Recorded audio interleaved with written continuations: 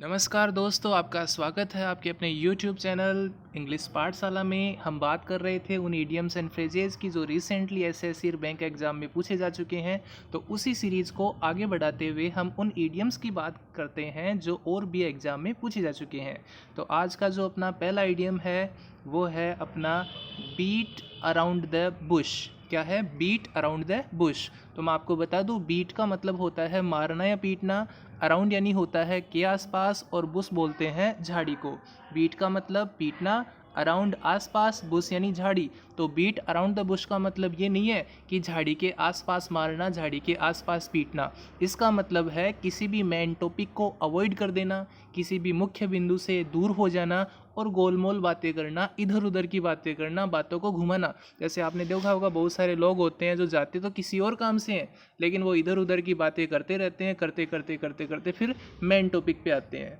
तो बहुत सारे लोग इतने समझदार भी होते हैं जो अगले की बातों को पहचान जाते हैं और पहचानते ही बोलते हैं कि भाई साहब, इधर उधर की बातें करना बंद करो। आपकी प्रॉब्लम क्या है, आपकी समस्या क्या है, आपका जो मेन टॉपिक है ना उसकी बात करो, जिस काम से आप यहाँ पे आए हो उसकी बात करो। तो इधर उधर की बातें करना, गोलमोल बातें करना या घुमा फिरा के बातें करना, उसको बोला जाता है बीट अराउंड द बुश, यानी कि झाड़ी के आसपास पीटना।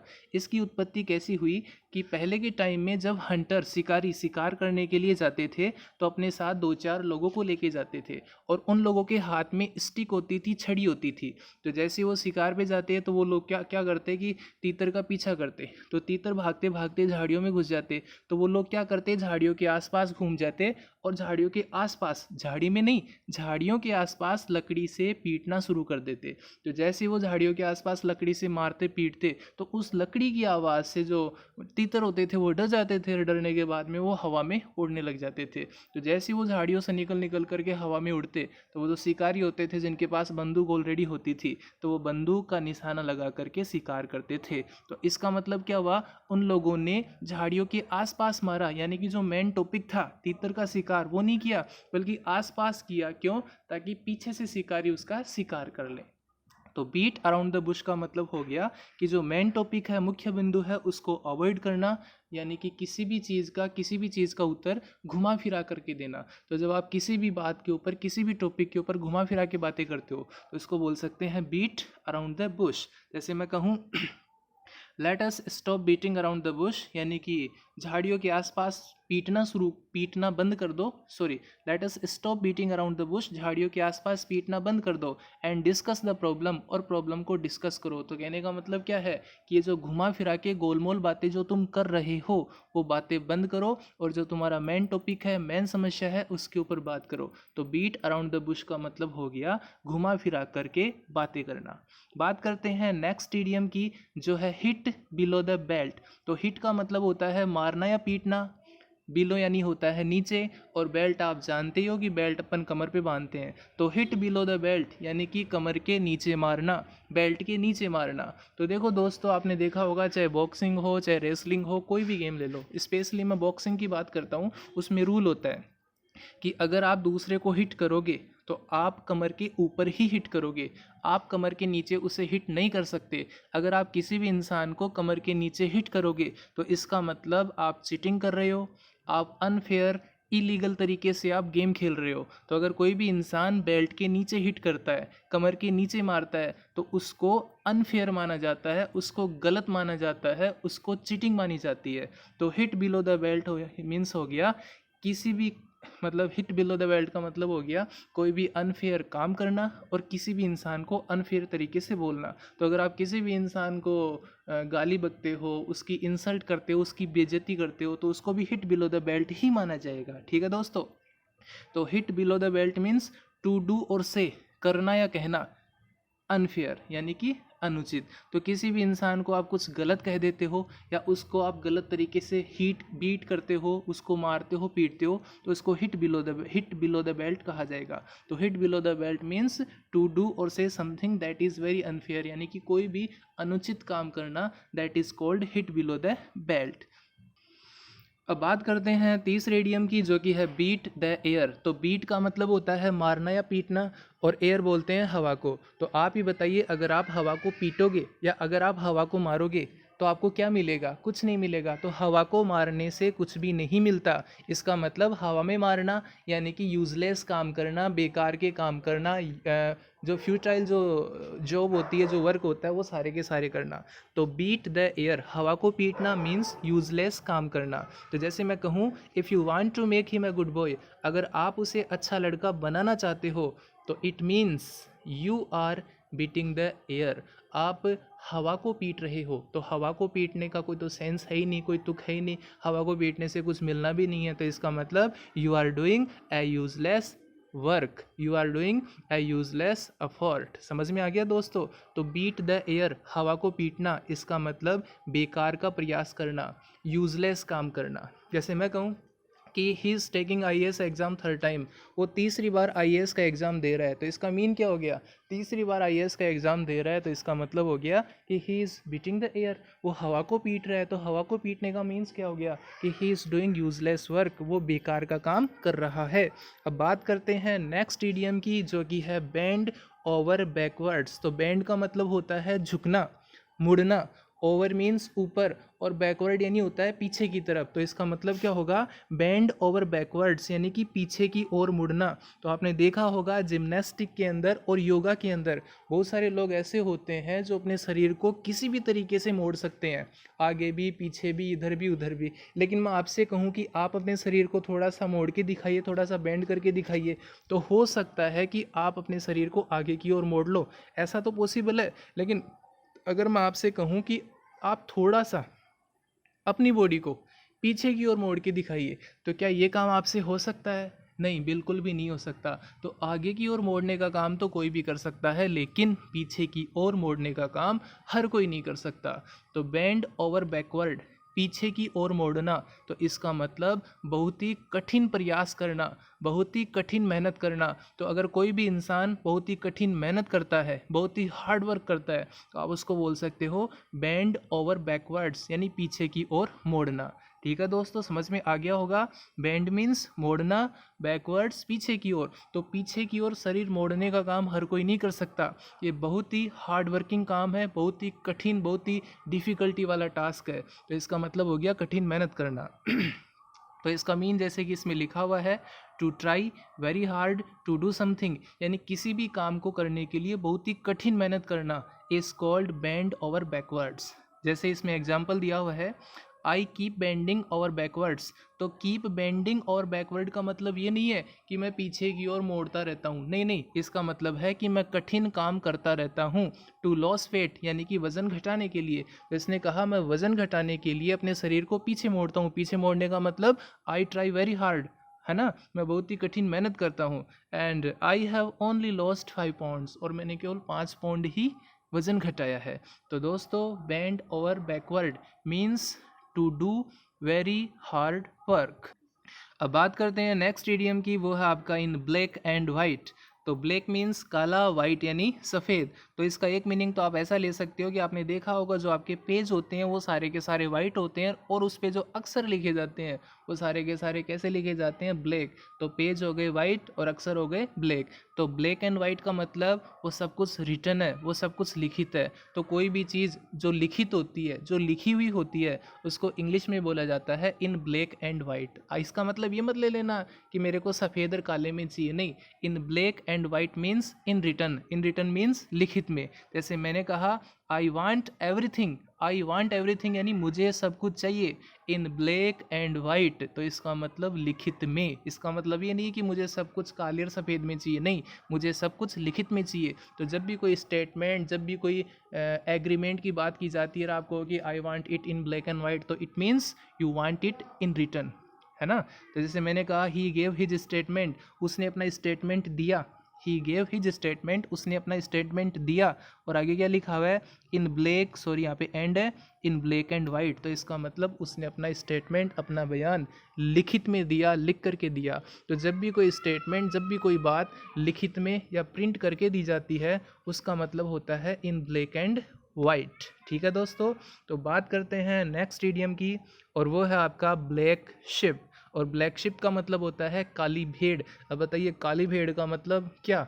अच्छा आदमी, बुरा आदमी, ग्रेडी मैन, क्लेवर मैन क्या हो सकता है? तो देखो दोस्तों, इसकी ओरिजिन कैसे हुई पहले उसको देखते हैं। आपने नॉर्मली देखा होगा जितने भी शिप्स होती हैं, जितनी भी भेड़ें आपने आज तक देखी होंगी, आपने 99.99% जो आपने शिप्स देखी हैं वो सारी की सारी आपने वाइट देखी होंगी। क्यों? अब देखो, वाइट शिप होने का एक कारण भी है कि जैसे ही गर्मियों का सीज़न आता है तो जो गडरिये होते हैं वो अपनी भेड़ों के बालों को उतार देते हैं या उतरवा देते हैं। क्यों? ताकि उन बालों से मतलब एक तरीके से कोई भी सामान पहनने का जो सर्दियों में बनता है उससे बनाया जा सके। तो होता क्या है कि जो सफ़ेद बाल होते हैं ना भेड़ के, उनको तो किसी भी रंग से रंगा जा सकता है, उनको तो डाई किया जा सकता है, लेकिन जो ब्लैक हेयर होते हैं ना उनको डाई नहीं किया जा सकता। They can not be died. ठीक है ना दोस्तों? तो ब्लैक शिप का मतलब एक ऐसा आदमी जो लेस वैल्यूएबल है, यानी वैल्यूएबल तो है भाई, बाल काम के तो हैं, लेकिन वो बाल किस काम के जिस पे कोई रंग ही नहीं चढ़ सके। अगर आपके वाइट हेयर है, सफ़ेद बाल हैं, तो आपको किसी भी रंग में रंगा जा सकता है, आप किसी भी काम में आ सकते हैं। लेकिन अगर आपके ब्लैक है तो ब्लैक का मतलब आप पे दूसरा रंग ही नहीं चढ़ सकता। तो वैल्यूएबल तो हो लेकिन आप कम वैल्यूएबल हो। तो जब भी कोई इंसान लेस वैल्यूएबल होता है, कम महत्व का होता है, तो उसे ब्लैक शिप कहा जाता है। तो ब्लैक शिप का मतलब बिल्कुल बुरा इंसान, खराब इंसान नहीं है। इसका मतलब एक ऐसा इंसान जो लेस वैल्यूएबल है। जैसे मैं कहूँ, I am the only person in my family who smokes. मैं अपने परिवार का एकमात्र व्यक्ति हूँ जो धूम्रपान करता है। मैं अपने परिवार का एकमात्र व्यक्ति हूँ जो धूम्रपान करता है। That makes me the black ship of my family. और ये चीज़ मुझे अपने परिवार का ब्लैक शिप बना देती है, यानी कि different from the family members, यानी कि ये चीज़ मुझे अपने परिवार के सदस्यों से अलग कर देती है। तो ब्लैक शिप का मतलब एक ऐसा आदमी जो अपने परिवार से, अपने ग्रुप से अलग हो, लेकिन नेगेटिव तरीके से, यानी कि जो लेस वैल्यूएबल हो। बात करते हैं नेक्स्ट इडियम की, जो कि है बियर ए ग्रज। इसको ग्रूज नहीं बोलेंगे, इसको ग्रज बोलेंगे। ठीक है? Beer a grudge. तो बात करते हैं नेक्स्ट इडियम की, जो कि है बियर ए ग्रज। तो बियर का मीन्स होता है सहन करना, और ग्रज बोलते हैं असंतोष को या गुस्से को। ग्रज किसको बोलते हैं? असंतोष को या गुस्से को। तो बियर ए ग्रज मीन्स असंतोष को सहन करना, गुस्से को सहन करना। तो जो इसका मीनिंग है, जो इसका अर्थ है, वो इसका यूज है। तो बियर ए ग्रज का मतलब हो गया असंतोष को सहन करना, गुस्से को सहन करना, या गुस्से को रखना, या गुस्से को लेना। तो अगर कोई भी इंसान गुस्से को लेता है या गुस्से को अपने पास रखता है, तो इसका मतलब क्या हो गया कि वो गुस्सेल है। अगर कोई भी इंसान गुस्से को अपने पास रखता है तो इसका मतलब क्या हो गया? इसका मतलब यही हो गया कि वो गुस्सेल है, वो किसी के प्रति गुस्सा है, उसे किसी के प्रति क्रोध आ रहा है। तो बियर ए ग्रज, गुस्से को रखना, यानी कि किसी के प्रति गुस्सा होना, किसी के प्रति एंग्री होना, है ना, किसी के प्रति अपने मन में इल विल रखना, दुर्भावना रखना, गलत भावना रखना, that is called bear a grudge. ठीक है ना? इसका मीनिंग दिया हुआ है to continue to be angry at someone, यानी कि किसी भी इंसान पे लगातार क्रोधित रहना, फॉर समथिंग, किसी भी बात के लिए। तो किसी भी इंसान पर किसी भी बात के लिए क्रोधित होना, that happened in the past, जो पास्ट में, भूतकाल में कभी हुई थी। तो अगर आप किसी इंसान के प्रति क्रोधित हो, गुस्से में हो, या किसी इंसान के प्रति वैर का, दुश्मनी का या असंतोष का भाव रखते हो, उसके प्रति आपके मन में गुस्सा है, तो that is called bear a grudge. तो बियर मीन्स रखना, ग्रज का मतलब असंतोष या गुस्सा। तो गुस्सा रखने का मतलब किसी के प्रति क्रोधित होना, गुस्सेल होना। तो इसको तो आपको इसके मीन से ही याद करना पड़ेगा। बात करते हैं अब नेक्स्ट इडियम की।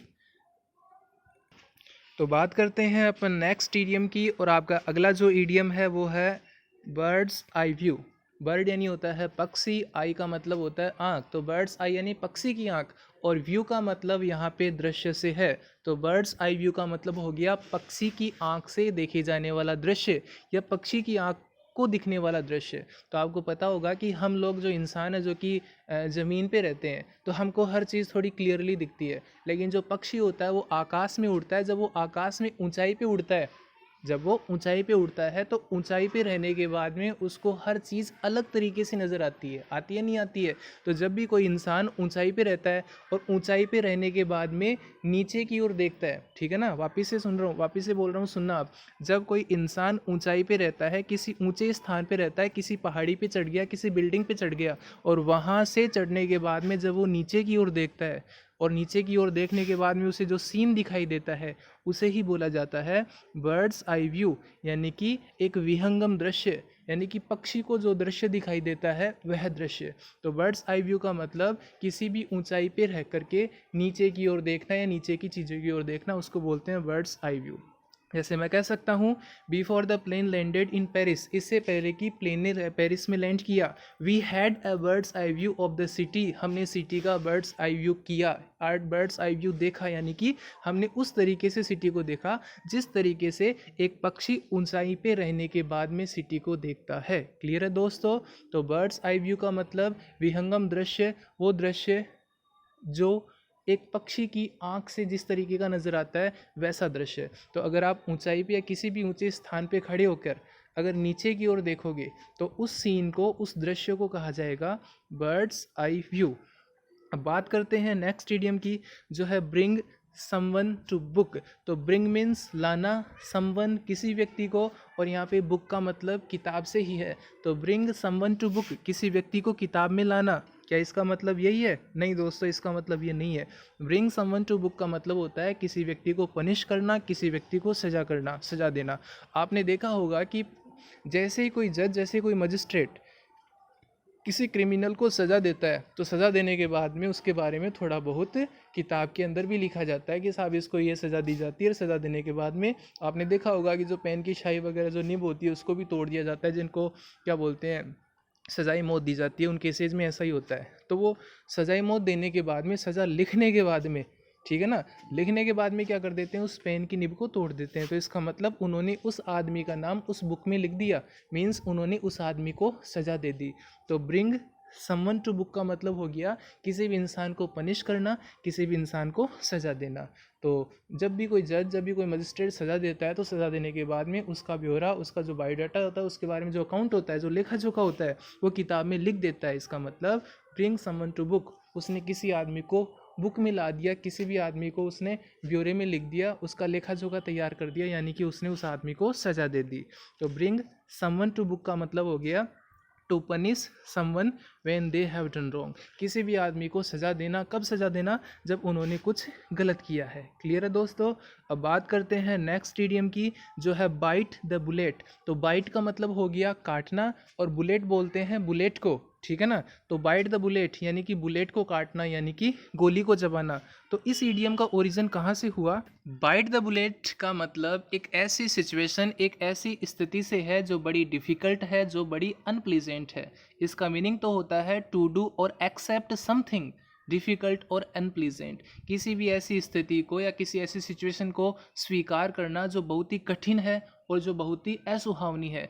इस ईडियम की ओरिजिन के पीछे दो स्टोरीज़ है। पहली स्टोरी क्या है कि आपने देखा होगा 1857 की क्रांति का जो तात्कालीन कारण था वो यही था कि उनको सूअर और गाय के चर्बी लगे कारतूस उनको दिए गए थे सैनिकों को, और उस कारतूस को यूज़ करने से पहले उन्हें क्या करना पड़ता था, अपने मुंह से उसके कैप को, उसके ढक्कन को या उसके खोल को हटाना पड़ता था। ठीक है ना दोस्तों, यही था उस 1857 की क्रांति का कारण। क्या था कि उन्हें कारतूस दिए गए थे, कौन से, चर्बी लगे, जिसपे गाय या सूअर की चर्बी लगी हुई थी। तो उन्हें क्या करना पड़ता था, उसको यूज़ में लेने से पहले उन्हें दांत से चबाना पड़ता था। तो इसका मतलब वो क्या करते थे, बाइट द बुलेट, यानी कि वो कारतूस को चबाते थे, यानी कि उन्हें ऐसी सिचुएशन को एक्सेप्ट करना पड़ता था, स्वीकार करना पड़ता था, जो डिफ़िकल्ट तो थी साथ ही साथ अनप्लीजेंट भी थी, असुहावनी थी। तो एक तो इस ईडियम का ओरिजिन ये है। दूसरा ये है कि पहले के टाइम पे जब किसी पेशेंट को बेहोश किया जाता था, तो बेहोश करने के लिए जो आजकल अपन एनेस्थीसिया देते हैं वो पहले था नहीं। तो पहले क्या होता है कि दर्द के मारे पेशेंट चिल्लाता रहता।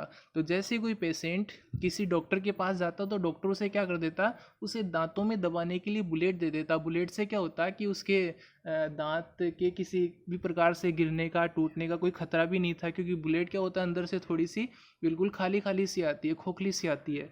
तो जब भी कोई पेशेंट डॉक्टर के पास जाता, डॉक्टर उसे बुलेट देता, तो जब डॉक्टर उसका ऑपरेट करता, उसको ऑपरेशन करता, तो जब उसे दर्द होता तो दर्द के मारे क्या करता कि वो अपने दांतों को भींचता, यानी कि वो दांतों के अंदर जो दबी हुई बुलेट थी ना, उस बुलेट को भींचता। तो इसका मतलब वो किसी ऐसी सिचुएशन को एक्सेप्ट करता जो डिफ़िकल्ट थी और जो अनप्लीजेंट थी। तो जब भी आप किसी ऐसी सिचुएशन, ऐसी स्थिति को स्वीकार करो जो असुहावनी हो, जो बहुत ही कठिन हो, तो उसे बोला जाएगा बाइट द बुलेट। तो बाइट द बुलेट का मतलब कोई भी डिफ़िकल्ट काम करना, कोई भी कठिन काम करना जो बहुत ही अनप्लीजेंट हो, असुहावना हो। तो आप इसका सीधा सा अर्थ ये भी ले सकते हैं, bite the bullet means to do a difficult job, to do a difficult work, कोई भी कठिन काम करना। जैसे आपने कहा I hate going to the dentist, मुझे डेंटिस्ट के पास जाना ख़राब लगता है, यानी कि मुझे डेंटिस्ट के पास जाने से मुझे नफ़रत है। But I suppose I will just have to bite the bullet, और मुझे लगता है कि मुझे बाइट द बुलेट यानी कि बुलेट को काटना पड़ेगा, यानी कि किसी ऐसी सिचुएशन का सामना करना पड़ेगा जो अनप्लीजेंट है, ख़राब है और साथ ही साथ बड़ी डिफ़िकल्ट है। तो आई होप आज के जितने भी इडियम्स जो मैंने आपको बताए वो समझ में आए होंगे। मैं आपको फिर से एक बार रिवाइज करवा देता हूँ। तो अपना जो पहला इडियम था वो था बीट अराउंड द बुश। तो इसका मतलब हो गया घुमा फिरा के बातें करना, यूज़ मतलब इधर उधर की बातें करना। आगे था हिट बिलो द बेल्ट, यानी कि कमर के नीचे मारना, बेल्ट के नीचे मारना, यानी कि अनफेयर तरीके से किसी को कुछ कहना या किसी का कोई काम करना है कि जब भी आप कोई काम करते हो और अगर आप इलीगल, अनफेयर, एक गैरकानूनी तरीके से या गलत काम करते हो तो उसको बोलते हैं हिट बिलो द बेल्ट। जैसे बीट द एयर, हवा में मारना, तो हवा में मारने का मतलब कोई भी बेकार का प्रयास करना। तो हवा में मारने का तो कोई सेंस होता नहीं है, तो इसका मतलब बेकार का प्रयास करते हो। बेंड ओवर बैकवर्ड, पीछे की ओर मुड़ना, तो ये काम कोई नहीं कर सकता। तो जब भी कोई इंसान कठिन मेहनत करता है, बहुत ही कठिन काम करता है, उसे बोला जाता है bend over backward. In black and white का मतलब हो गया इन रिटर्न, यानी कि लिखित तरीके से। और ब्लैक शिप का मतलब होता है लेस वैल्यूएबल पर्सन, एक ऐसा आदमी जो अपने परिवार से, अपने ग्रुप से अलग हो और जिसकी वैल्यू कम हो, that is called less valuable person. Bear a grudge, तो बियर अ ग्रज का मतलब असंतोष को सहन करना, असंतोष को रखना, यानी कि किसी के प्रति गुस्सा होना। बर्ड्स आई व्यू, पक्षी की आंख का दृश्य, यानी कि ऊंचाई पे जाने के बाद, जैसे पक्षी ऊंचाई पे रहता है ना, हवा में रहता है, तो ऊंचाई पे जाने के बाद में किसी वस्तु को देखना, तो उसको बोला जाता है बर्ड्स आई व्यू। अगला है ब्रिंग समवन टू बुक, तो इसका मतलब हो गया कि किसी भी इंसान को किताबों में दर्ज करना, यानी कि उसको सजा देना। और अपना लास्ट एंड फाइनल था बाइट द बुलेट, यानी कि बुलेट यानी कि कारतूस को चबाना। तो कारतूस को चबाना का मतलब कोई भी डिफ़िकल्ट काम करना और कोई भी ऐसा डिफ़िकल्ट काम करना जो हमें अच्छा भी नहीं लगता है। तो आज के इडियम्स में इतना ही, और बाकी हम बात करेंगे अपने नेक्स्ट वीडियोज़ में, तो उनमें और इडियम्स की बात करेंगे जो बाकी की आगे वाली एग्ज़ाम में आ चुके हैं। तो अब तक के लिए आपको धन्यवाद।